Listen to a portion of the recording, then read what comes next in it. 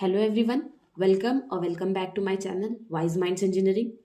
आज हम लोग स्टार्ट करेंगे rural development administration and planning की fifth unit, rural industrialisation and entrepreneurship. इसमें सबसे पहले हम लोग पढ़ेंगे रूरल इंडस्ट्रियलाइजेशन के बारे में। ये मेनली क्या होता है? Setting up of industries in rural areas, मतलब रूरल एरियाज में इंडस्ट्रीज को इस्टेब्लिश करने को ही रूरल इंडस्ट्रियलाइजेशन बोलते हैं। It deals with employment in non farm activities, मतलब जैसे रूरल एरियाज में मोस्टली क्या होती है, फार्म एक्टिविटीज़ होती हैं, एग्रीकल्चर से रिलेटेड एक्टिविटीज़ होती हैं। तो उससे हट कर किसी और सेक्टर में एम्प्लॉयमेंट जनरेट करने से ये डील करती है। Rural industries are small scale, mostly जो रूरल इंडस्ट्रीज होती हैं वो स्मॉल या फिर मीडियम स्केल इंडस्ट्रीज होती हैं। It's main M is employment generation in rural areas. It enhances individual and house hold incomes, क्योंकि एम्प्लॉयमेंट जनरेशन हो रही है तो हर इंडिविजुअल अपना इनकम अर्न कर रहा है, जिसकी वजह से उसकी हाउस होल्ड इनकम इनहेंस हो रही है। So what is the significance of rural industrialisation? It can slow down urban migration, मतलब जो लोग माइग्रेट कर जाते हैं रूरल एरियाज से अर्बन एरियाज में कि ताकि उनको एम्प्लॉयमेंट मिले, अगर रूरल इंडस्ट्रियलाइजेशन होगा तो ये माइग्रेशन रुक जाएगा। It reduces skilled and unskilled unemployment, ये स्किल्ड अनएम्प्लॉयमेंट को भी कम करती है और अनस्किल्ड एम्प्लॉयमेंट को भी कम करती है, क्योंकि अगर एक इंडस्ट्री स्टैब्लिश हुई है तो उसमें दोनों तरह की मैन पावर चाहिए होगी, स्किल्ड मैन पावर भी चाहिए होगी और अनस्किल्ड भी मैन पावर चाहिए होगी। It promotes balanced industrialisation by avoiding excessive industrialisation. हाँ, रूरल इंडस्ट्रियलाइजेशन का मतलब एक्सेसिव इंडस्ट्रियलाइजेशन नहीं होता है कि बहुत ज़्यादा ही मशीनरी यूज़ कर ली, इतना ज़्यादा मशीन्स यूज़ कर लिया कि मैन पावर कंप्लीटली रिप्लेस कर दिया गया। इसका मतलब सिर्फ और सिर्फ बैलेंस्ड इंडस्ट्रियलाइजेशन करना, मतलब मशीन्स का यूज़ करना मगर इतना ही कि मैन पावर को भी एम्प्लॉयमेंट प्रॉपरली मिले। It is made to meet the local consumption needs, ये बहुत ज़्यादा लार्ज स्केल पे प्रोडक्शन नहीं करता, सिर्फ और सिर्फ लोकल कंजम्पशन नीड्स को डील करता है, मतलब अपने आसपास की जो लोकल नीड्स हैं उनको ही फुलफिल करने के लिए बस प्रोडक्शन करता है।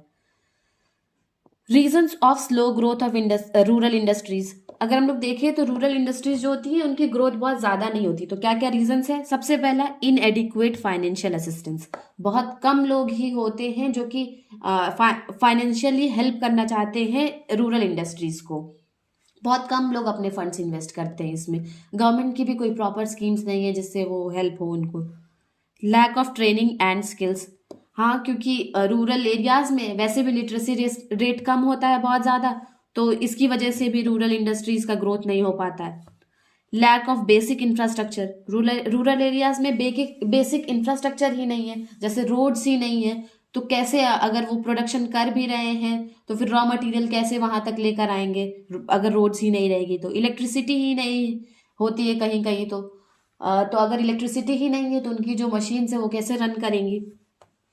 अब हम लोग नेक्स्ट पढ़ेंगे what are the positive impacts of rural industrialisation, मतलब रूरल इंडस्ट्रियलाइजेशन के पॉजिटिव इम्पैक्ट्स क्या क्या हैं। सबसे पहला जो कि बहुत ऑब्वियस है, एम्प्लॉयमेंट जनरेशन। उसके बाद सेल्फ सफिशिएंट, हाँ क्योंकि अगर रूरल एरियाज में ही उनको एम्प्लॉयमेंट मिलेगी तो वहीं पे लोग अपना अर्न करेंगे, वहीं पे अपनी लाइवलीहुड स्पेंड करेंगे, तो इससे वो एक तरीके से वो विलेज या फिर वो रूरल एरिया सेल्फ सफिशिएंट हो जाएगा खुद में ही, उसको अर्बन एरियाज पे डिपेंडेंट नहीं होना पड़ेगा।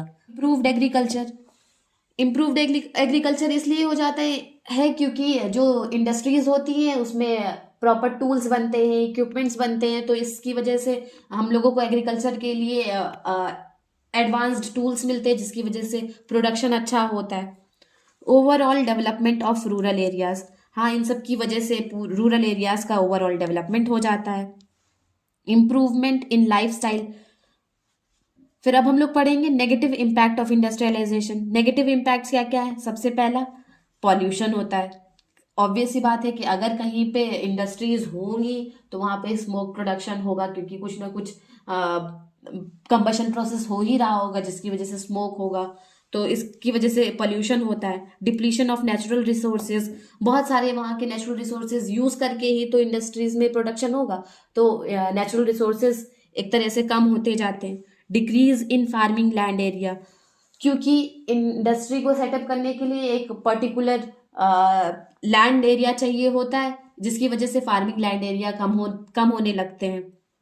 नेक्स्ट टॉपिक है गांधीयन अप्रोच। गांधीयन अप्रोच को मैंने यूनिट 2 की वीडियो में बहुत अच्छे से एक्सप्लेन किया, आप उसको रेफर कर लीजिएगा, आपको अच्छे से समझ में आ जाएगा। तो अब हम लोग नेक्स्ट टॉपिक पे मूव करेंगे, appropriate technology for rural industries. मतलब क्या टेक्नोलॉजी किस रूरल इंडस्ट्री के लिए अप्रोप्रिएट होगी, ये कैसे पता करें। तो ये 3 चीज़ों पे डिपेंड करता है। हाउ इट इज़ यूज्ड, मतलब उसको, उस टेक्नोलॉजी को हमको कैसे यूज़ करना है। What it is use to produce, और ये किस चीज़ की प्रोडक्शन के लिए हमको यूज़ करना है उस टेक्नोलॉजी को, क्योंकि हर चीज़ की प्रोडक्शन के लिए एक डिफरेंट टेक्नोलॉजी चाहिए होगी हमको। Gains and losses as a result of production, और प्रोडक्शन के बाद क्या गेन होगा, क्या लॉस होगा। तो अब हम लोग नेक्स्ट पढ़ेंगे कि की factors considered in choosing appropriate technology. क्या क्या फैक्टर्स होते हैं जो कि अफेक्ट करते हैं अप्रोप्रिएट टेक्नोलॉजी को चूज करते टाइम। सबसे पहला स्केल ऑफ प्रोडक्शन, मतलब हम लोगों को लार्ज स्केल पे प्रोडक्शन करना है या फिर स्मॉल स्केल पे प्रोडक्शन करना है, इस बात पे भी डिपेंड करता है। कैपिटल इन्वेस्टमेंट, हम लोग कितना कैपिटल इन्वेस्टमेंट कर सकते हैं। नेचुरल रिसोर्स कंजप्शन, कितना ज़्यादा नेचुरल रिसोर्स कंज्यूम होगा। Quality and quantity of production, हम लोगों को कैसी क्वालिटी और कितनी क्वांटिटी में चीज़ों को प्रोड्यूस करना है, इस चीज़ पे भी डिपेंड करता है कि कैसी टेक्नोलॉजी हमको यूज़ करनी है। और कॉस्ट पे भी डिपेंड करता है। तो अब हम लोग एक नेक्स्ट टॉपिक है रूरल एंटरप्रेन्योरशिप, इसको पढ़ेंगे। Entrepreneurship emerging in rural areas is called rural entrepreneurship. वो एंटरप्रेन्योरशिप जो कि रूरल एरियाज से इमर्ज हो रही हैं, रूरल एरियाज में ओरिजिन हो रही हैं, उनको हम लोग रूरल एंटरप्रेन्योरशिप बोलते हैं। इसको हम लोग सिंपली ऐसे समझ सकते हैं कि अगर इंडस्ट्रीज स्टैब्लिश कर रहे हैं हम लोग रूरल एरियाज में, तो उसको रूरल एंटरप्रेन्योरशिप बोला जाएगा। Establishing industries in rural areas is called rural entrepreneurship in simple language. अब रोल क्या है रूरल एंटरप्रेन्योरशिप का रूरल डेवलपमेंट में, मतलब क्या क्या बेनिफिट्स होता है रूरल एंटरप्रेन्योरशिप का रूरल डेवलपमेंट में। सबसे पहला, इट प्रोवाइड्स एम्प्लॉयमेंट अपॉर्चुनिटीज़। हाँ, क्योंकि इंडस्ट्रीज अगर इस्टेब्लिश होंगी तो एम्प्लॉयमेंट तो बढ़ेगी। Reduces migration of rural people to urban areas, लोगों का रूरल एरियाज से अर्बन एरियाज में माइग्रेशन बंद हो जाता है, कम हो जाता है। रीजनल ग्रोथ होती है, उस पर्टिकुलर एरिया की भी ग्रोथ होती है। चेक ऑन सोशल लेवल्स, बहुत सारे सोशल लेवल्स जो होते हैं वो डिमोलिश हो जाते हैं, ख़त्म हो जाते हैं। जैसे पावर्टी कम हो जाती है क्योंकि एम्प्लॉयमेंट बढ़ी है। ग्रोथ ऑफ स्लम्स, क्योंकि लोग माइग्रेट करके जाते हैं अर्बन एरियाज़ में और वहाँ पे स्लम्स में रहते हैं, तो इस माइग्रेशन कम होगा तो इससे ग्रोथ ऑफ स्लम्स भी कम हो जाएगी। पॉल्यूशन इन सिटीज़ कम हो जाता है। इम्प्रूव्ड स्टैंडर्ड ऑफ लिविंग, और इन सब की वजह से स्टैंडर्ड ऑफ लिविंग भी बढ़ता है। अब पढ़ेंगे कि problems faced by rural entrepreneurship, क्या क्या प्रॉब्लम फेस होती हैं रूरल एंटरप्रेन्योरशिप करने में। तो सबसे पहला फाइनेंशियल प्रॉब्लम, वहाँ पे बहुत ज़्यादा ही लैक ऑफ फंड्स होते हैं, कोई फंड्स देने के लिए रूरल एंटरप्रेन्योरशिप में तैयार ही नहीं होता है। Lack of infrastructural facilities, infrastructure facilities भी बहुत कम होती हैं रूरल एरियाज़ में। लेस रिस्क बियरिंग कैपेसिटी, क्योंकि रूरल एरियाज़ में हम लोग बहुत छोटी स्मॉल इंडस्ट्रीज़ को इस्टेब्लिश करते हैं, तो उसकी रिस्क बियरिंग कैपेसिटी भी कम होती है बहुत। अब मार्केटिंग प्रॉब्लम्स देखेंगे क्या क्या होती हैं। सबसे पहला, competition from large scale units, क्योंकि अर्बन एरियाज़ में बहुत लार्ज स्केल यूनिट्स होती हैं प्रोडक्शन की, तो इसकी वजह से बहुत ज़्यादा कंपटीशन फेस करना पड़ता है रूरल एंटरप्रेन्योरशिप को, रूरल इंडस्ट्रीज़ को। डिपेंडेंसी ऑन मिडल मैन, जो मिडल मैन होते हैं वो बहुत ज़्यादा ही रूरल एरियाज़ के लोगों को एक्सप्लॉइट करते हैं, तो इसकी वजह से ये भी एक बहुत बड़ा प्रॉब्लम है रूरल एंटरप्रेन्योरशिप का। Next, management problems. Management problems में क्या क्या आते हैं। लैक ऑफ टेक्निकल नॉलेज, लोगों के पास टेक्निकल नॉलेज की बहुत ज़्यादा कमी होती है रूरल एरियाज़ में, जिसकी वजह से वो अपने एंटरप्रेन्योरशिप को ग्रो नहीं करा पाते हैं। लीगल फॉर्मेलिटीज़, लीगल बहुत ढेर सारी, किसी भी इंडस्ट्री को इस्टेब्लिश करने के लिए बहुत ढेर सारी लीगल फॉर्मेलिटीज़ फुलफिल करनी होती है, और क्योंकि लोगों के पास इसकी अवेयरनेस कम होती है, इस वजह से ये भी एक बहुत बड़ी प्रॉब्लम होती है रूरल एंटरप्रेन्योरशिप में। Access to raw material, raw material का एक्सेस ही नहीं होता है रूरल एरियाज़ के लोगों को। बहुत सारे रॉ मटेरियल्स ऐसे होते हैं जिनके बारे में उनको पता ही नहीं होता है कि उनको कैसे एक्सेस करना है। लास्ट है human resource problems. Human resource से रिलेटेड क्या क्या प्रॉब्लम्स होती हैं? सबसे पहला लो skill level of workers. Workers का बहुत लो स्किल लेवल होता है, मतलब स्किल्स बहुत कम होती है वहाँ के लोगों में। नेगेटिव एटीट्यूड ऑफ पीपल और पीपल जो रूरल एरियाज के लोग होते हैं वो उनका इंडस्ट्रियलाइजेशन वगैरह को लेके बहुत नेगेटिव एटीट्यूड होता है, जिसकी वजह से रूरल एंटरप्रेन्योरशिप को सक्सेसफुल कर पाना कठिन भी हो जाता है। अब हम लोग का एक काफ़ी इंपॉर्टेंट टॉपिक है चैप्टर का, विमेन एंटरप्रेन्योर और विमेन एंटरप्रेन्योरशिप। तो इसको हम लोग पढ़ेंगे। विमेन एंटरप्रेन्योर क्या होते हैं? विमेन हु इनोवेट, इनिशिएट और adopt business actively are called women entrepreneurs. ऐसी विमेन जो कि इनोवेट करने के लिए तैयार हो, इनिशिएटिव लें और अडॉप्ट करें बिजनेस एक्टिविटीज़ को, उनको हम लोग विमेन एंटरप्रेन्योर्स बोलते हैं। मतलब सिंपली वो एंटरप्रेन्योर्स जो विमेन हैं, जो कि कोई एक इंडस्ट्री स्टैब्लिश कर रही है किसी चीज़ की, किसी प्रोडक्ट की या फिर किसी सर्विस की प्रोडक्शन के लिए, वो विमेन एंटरप्रेन्योर कहलाती हैं। अब importance of women entrepreneurship in rural development. Rural development में विमेन एंटरप्रेन्योरशिप कैसे हेल्प करता है ये हम लोग जानेंगे। Women contribute to half of the population. Obviously women जो है हाफ ऑफ द पॉपुलेशन है हमारी। So if they step in entrepreneurship then the growth और डेवलपमेंट एनहांसेस रैपिडली। और अगर हाफ ऑफ द पॉपुलेशन हमारी बढ़ जाए एंटरप्रेन्योरशिप करने में, मतलब वो बढ़ चढ़ कर हिस्सा ले, तो फिर डेवलपमेंट बहुत अच्छे से होगा। It helps in making women self sufficient and independent. क्योंकि वीमेन के पास अब खुद का एंटरप्रेन्योर है, खुद वो कुछ काम कर रही हैं, तो वो इसकी वजह से सेल्फ सफिशिएंट बनेंगी और इंडिपेंडेंट भी बनेंगी। Eradicates various social evils that women face like domestic violence, dowry. और इसकी वजह से बहुत सारे सोशल एविल्स हैं, जैसे कि डोमेस्टिक वायलेंस हो गया, डाउरी हो गया, ये सब भी रिमूव होने लगता है। All this helps in eliminating unemployment and poverty. और इसकी वजह से अनएम्प्लॉयमेंट और पॉवर्टी भी घटती है। मगर अगर हम लोग देखें तो विमेन एंटरप्रेन्योरशिप इतना आसान भी नहीं है, बहुत सारी प्रॉब्लम्स फेस करनी पड़ती है विमेन को, जैसे low self esteem and self confidence. Women का हमेशा से ही सेल्फ कॉन्फिडेंस बहुत कम होता है, क्योंकि लोग उनमें भरोसा ही नहीं करते, कभी उनको सिखाया ही नहीं गया कि हाँ वो भी कुछ कर सकती हैं। Lack of funding and financial support.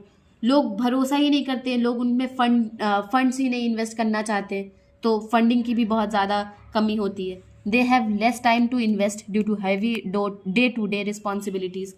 उनके पास काम घर के इतने ज़्यादा होते हैं कि वो एंटरप्रेन्योरशिप में अपना टाइम ही नहीं दे पाती हैं। Male dominant social order. हमारा जो सोसाइटी है वो बहुत ज़्यादा मेल डोमिनेंट है, ये भी एक बहुत बड़ा चैलेंज है विमेन एंटरप्रेन्योरशिप के सामने। सोशल प्रेशर और फैमिली ऑब्लिगेशंस। विमेन पे बहुत ढेर सारी फैमिली ऑब्लिगेशंस होती है। उनकी सबसे पहली बात, उनकी फैमिली ही नहीं रेडी होती है कि वो अलाउ ही नहीं करना चाहती हैं कि विमेन एंटरप्रेन्योरशिप में स्टेप करे। एब्सेंस ऑफ प्रॉपर सपोर्ट ही नहीं होता है उनके पास। Lack of skills and awareness. अगर कंपेयर करें विमेन और मेन के बीच में, तो कंपेरेटिवली विमेन लिटरेसी रेट कम होता है, जिसकी वजह से भी विमेन एंटरप्रेन्योरशिप में बहुत सारी चैलेंजेस आते हैं। अब हम लोग लास्ट पढ़ेंगे, scope of entrepreneurship in rural areas. Rural areas में कौन कौन से रीजन में स्कोप है एंटरप्रेन्योरशिप करने का, मतलब किस किस रीजन में हम लोग एंटरप्रेन्योरशिप कर सकते हैं। सबसे पहला, small and medium industries like repair shops, service centres, PCO, internet cafe, other skill training centres. अगर हम लोग स्मॉल या फिर मीडियम इंडस्ट्रीज लगाएं, रिपेयर शॉप्स की, जैसे सर्विस सेंटर्स खोलें, पीसीओज खोलें, इंटरनेट कैफ़ेज खोलें, और बहुत सारे स्किल ट्रेनिंग सेंटर्स जैसे IITIs हो गए, ये सब अगर वहाँ पे रूरल एरियाज़ में हम लोग खोल लें तो वो बहुत अच्छे से ग्रो करेगा। एंटरटेनमेंट हो गया, केबल टीवी कनेक्शंस में अगर स्टेप करें एंटरप्रेन्योरशिप के लिए, तो ये भी बहुत अच्छा अपॉर्चुनिटी है रूरल एरियाज़ में। Small industries producing various agriculture products, क्योंकि रूरल एरियाज़ का मेन ऑक्यूपेशन या फिर जो मेन एम्प्लॉयमेंट होता है वो एग्रीकल्चर से आता है। तो अगर हम लोग एग्रीकल्चरल प्रोडक्ट्स बनाएंगे जो कि एग्रीकल्चर में हेल्प करें, जैसे फर्टिलाइजर्स हो गए, सीड्स हो गए, पेस्टिसाइड्स हो गए, इंसेक्टिसाइड्स हो गए, तो ये भी एक बहुत अच्छा रीजन है रूरल एरियाज़ में एंटरप्रेन्योरशिप की ग्रोथ के लिए। So guys, this is all about the unit 5th and this series of rural development administration and planning. I hope आप लोगों को अच्छे से समझ में आया होगा सब कुछ। अब आप लोग इन सारी वीडियोस को 1-2 बार देख लीजिएगा, आपका पूरा अच्छे से रेडी हो जाएगा। और आप लोग अपने मन से भी इसमें चीज़ें बनाकर लिख सकते हैं। मैंने मेन सारी हेडिंग्स को कवर कर लिया है अपने वीडियोज़ में। So thank you guys. If you like the video, please hit the like button, share with your friends and subscribe to my channel. Thank you so much.